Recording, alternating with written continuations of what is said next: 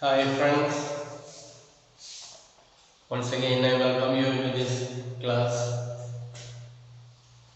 and I hope you remember what we were discussing in the previous class, that is about rainwater harvesting. We understood how people are protesting against the multi-river projects because it is doing a lot of harm to the environment, to the flora and fauna, and it is causing flood. It is affecting the life of the people. They are displaced. So a lot of problems are there. Therefore, an alternative to the big multi-river projects, rainwater harvesting is recommended. Every family can collect water from their own house roofs and store in a tank, and that will be useful for them in the dry season. That way we can reduce dependence on this multi-river projects, and we can save the environment, we can save the lives of the people, and people will be able to live in a steady economic situation. So let us continue with that topic, and you can take your textbook page number 31.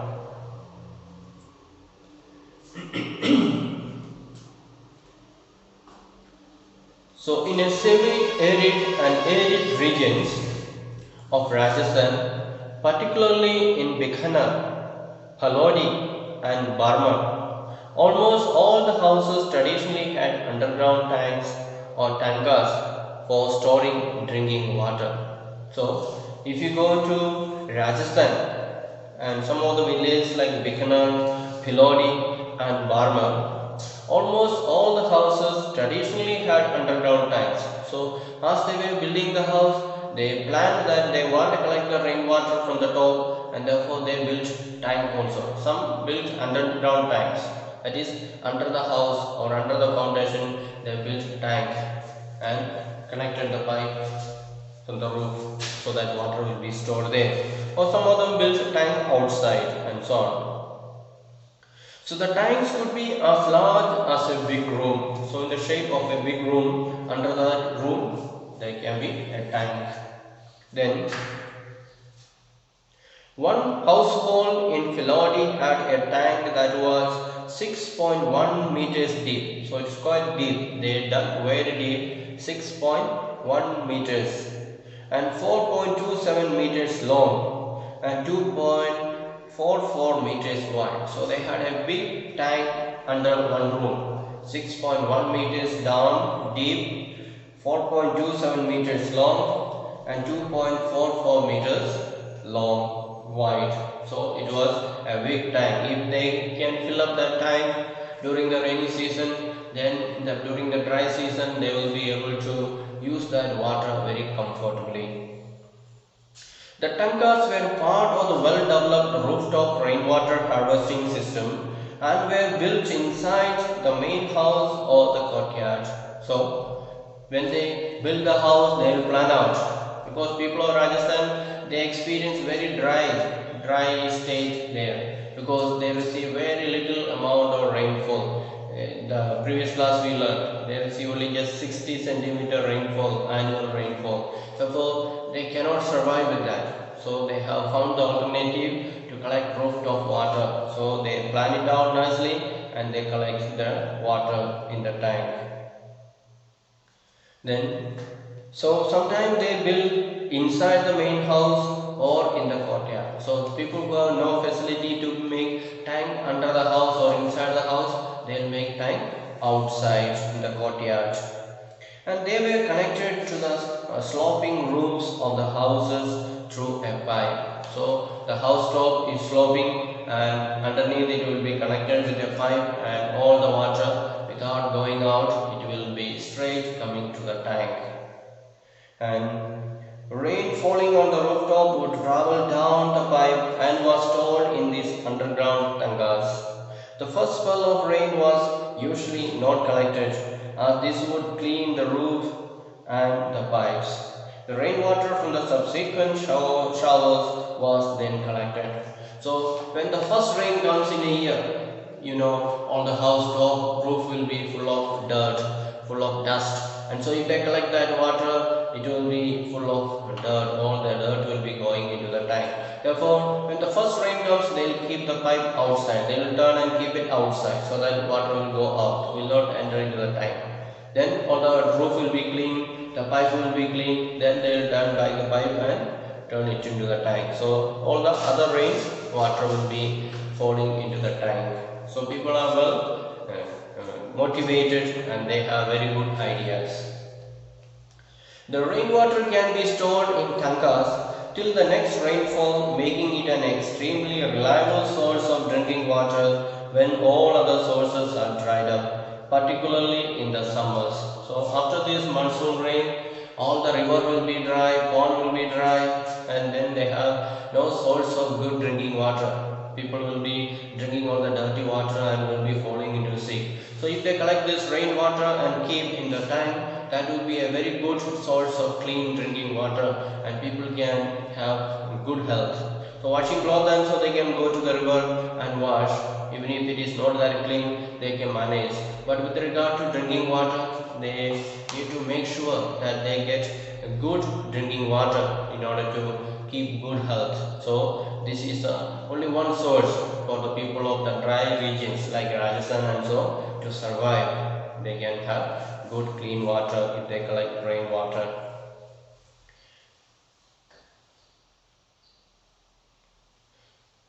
And rainwater or palar pani, so another name for rainwater is palar pani, as commonly referred to in these parts, is considered the purest form of natural water.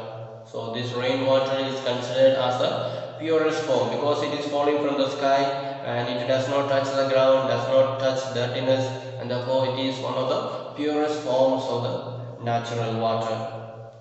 And many houses constructed underground rooms adjoining the tanga to beat the summer heat, as it would keep the room cool. So one of the purpose why they are building the water tank under the house or inside the house is, what's the reason?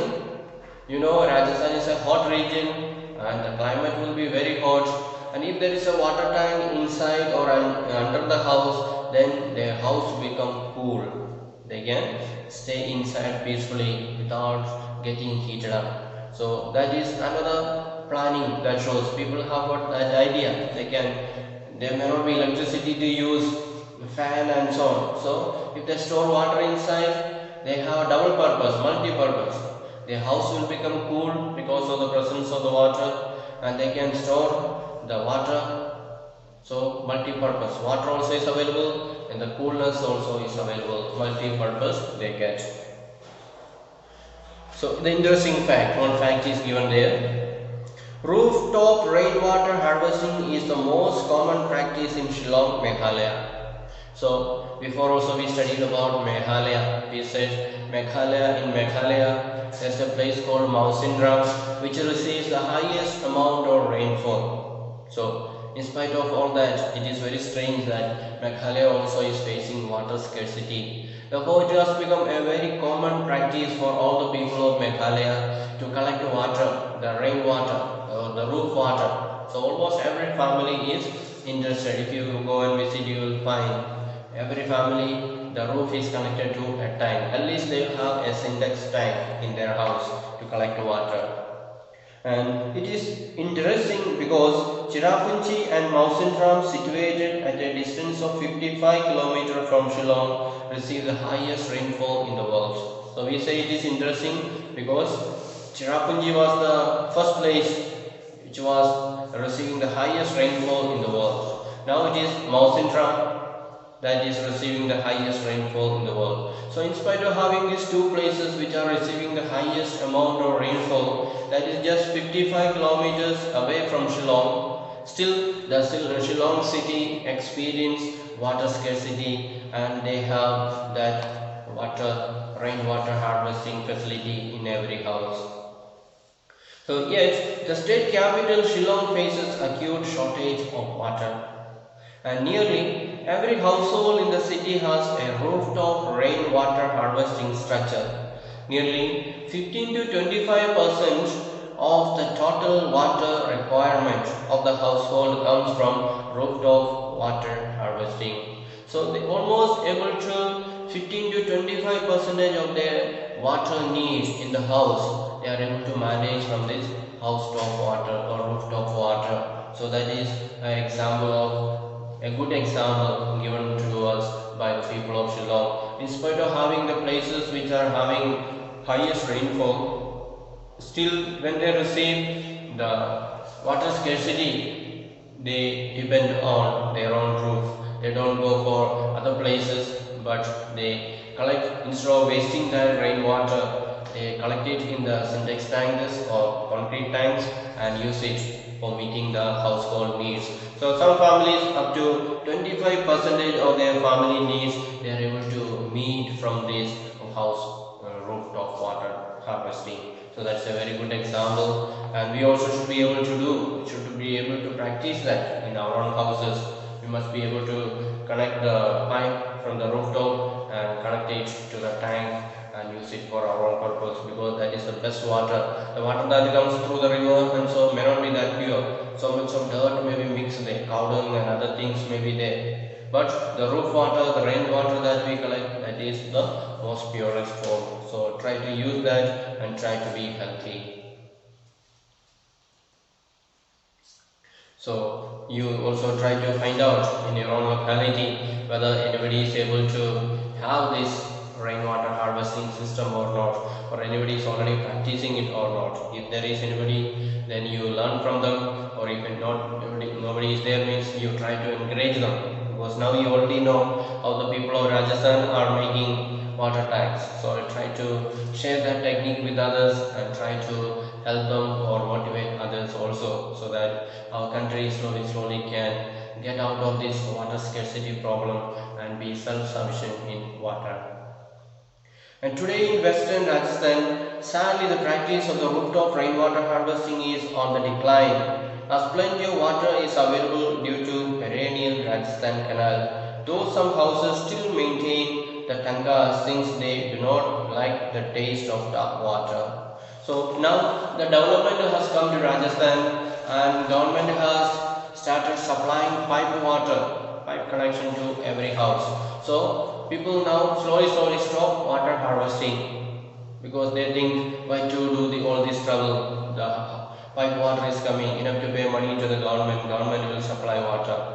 But we need to remember the roof water which we are getting free of cost, that's the most pure form of water. What the government supplies, it may not be that pure. They may be mixing a lot of chemicals in order to purify, and it will change the taste of the water as well. But when we have the natural water, we are leaving that and going after other sources. That's why our life becomes more and more complicated, and that's what happened to people of Rajasthan also. Before, everyone was having water harvesting. Now when government started water supply, then they slowly stop this roof water harvesting. And fortunately, in many parts of rural and urban India, rooftop rainwater harvesting is being successfully adopted to store and conserve water. So though people of Rajasthan, it is coming down, but in most of the other parts of India, in the rural area as well as in the urban area, many people are doing this. They have understood about the importance of roof water harvesting, and they all have developed that system of roof water harvesting, and they use that water, clean water. And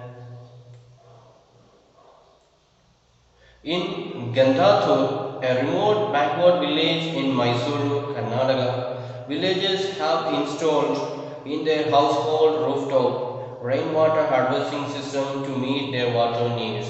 So a village in Karnataka near Mysuru, what is the name of the village? Gandhathur. So what they have done? They have done that every household rooftop rainwater harvesting system to meet their water needs. So every house, whether it is a big house or small house, no one is spared. So they have decided that everyone will use water harvesting system. So their roofs are connected to the tank, and every family in this village is able to have water from the rain.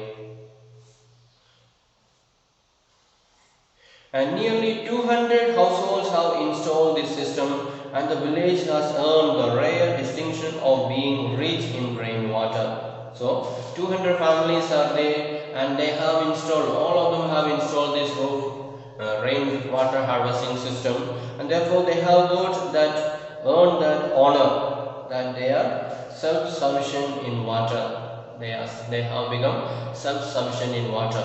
Well, even if the summer is very dry, they are not much scared, they are not affected much, because they know there is water with them, they have the storage system, therefore they are confident. So see figure 3.6. For a better understanding of the rooftop water collecting, you can see in your picture how it's not very clear, but somehow you will be able to understand how the houses are connected with pipe and it is going to the tank. So that is how the people are surviving by using this collecting roof water. So roof water harvesting was common across the towns and villages of the Thar. Rainwater that falls on the sloping roofs of houses is taken through a pipe into an underground tanka, circular holes in the ground, and built in the main house or in the courtyard. The picture above shows water being taken from the neighbor's roof through a long pipe. Here, the neighbor's rooftop has been used for collection of rainwater. The picture shows a hole through which rainwater flows down into the underground tanka. So that person is able to collect even water from the neighbor's house, because his own house there may not be enough, therefore he is collecting also from neighbors, enough to use a long pipe, and he is able to use. So that is how people in Rajasthan are using this rainwater in order to manage their own houses.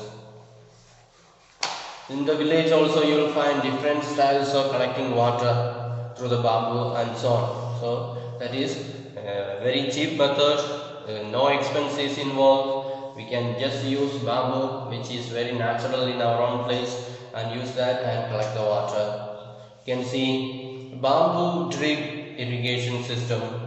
In Meghalaya, a 200-year-old system of tapping stream and spring water by using bamboo pipes and is prevalent.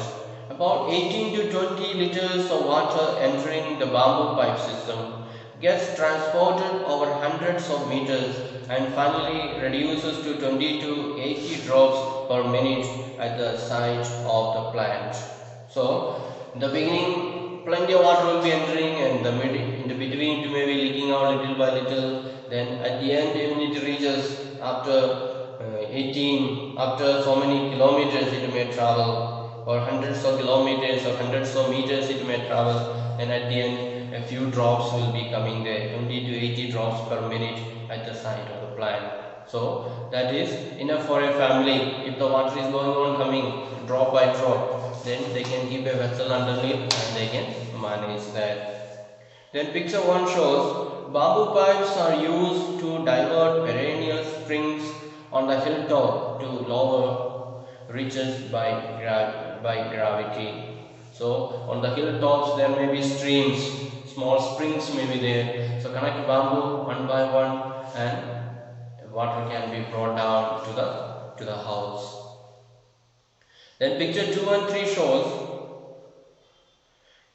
the channel sections made of bamboo divert water to the plant site, where it is distributed into branches, again made and laid out with the different forms of bamboo pipes. The flow of water into other pipes is controlled by manipulating the pipe positions.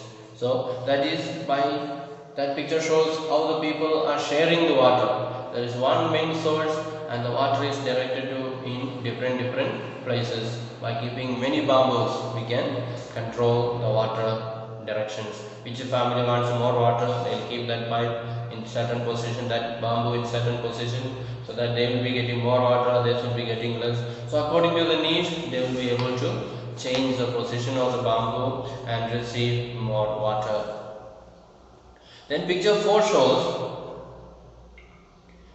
If the pipes pass a road, they are taken high above the land. Suppose they have to cross the road, they cannot take it to the ground. If the vehicle is climbing over, the bamboo will certainly get broken, smashed. So they will take it on top of the road. You can see the bamboo is taken high place so that the vehicle can pass underneath and the bamboo will be on top.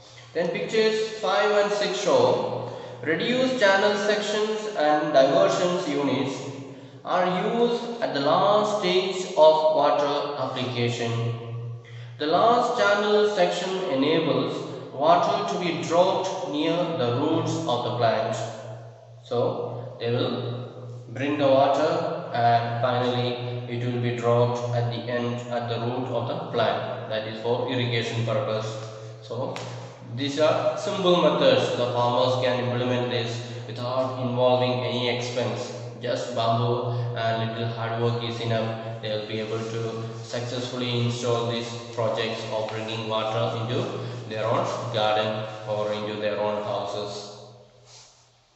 Now let us come back. Rainwater harvesting system which is adapted here, and Gantur receives an annual precipitation of 1000 millimeter and about 10 fillings. Every house can collect and use about 50,000 liters of water annually.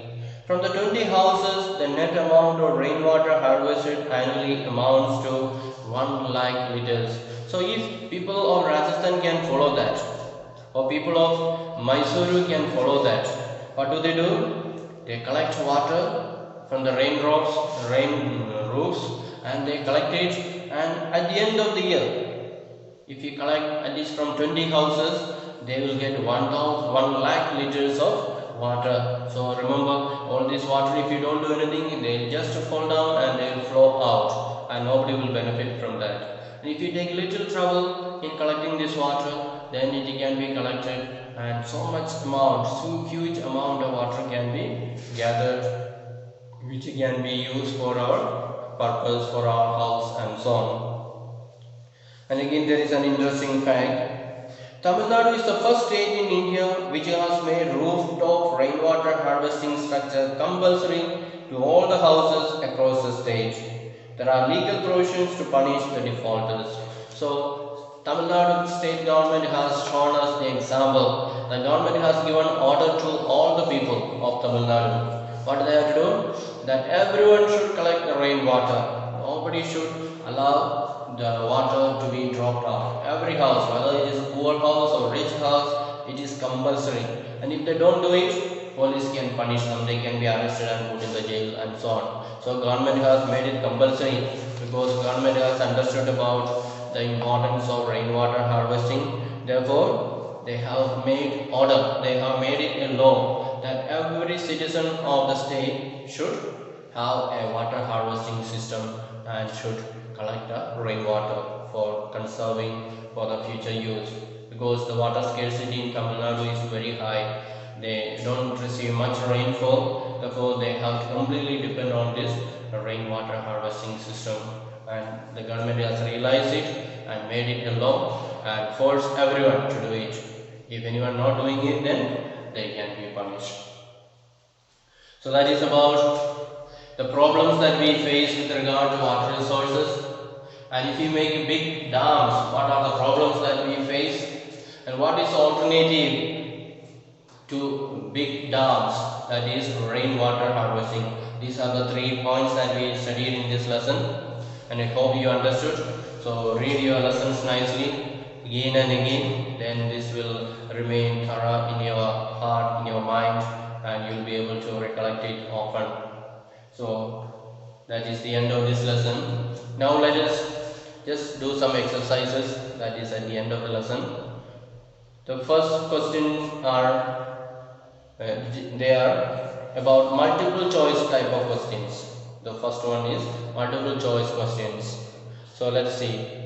Number 1, based on the information given below, classify each of the situations as suffering from water scarcity or not suffering from water scarcity. So 4 options are given there. Find out whether it is suffering or not suffering. So region with high annual rainfall. Are they suffering from water scarcity? High rainfall? No, they are not suffering. Region having high annual rainfall and large population. So higher rainfall but the population also is large, then they will be suffering water scarcity. Yes.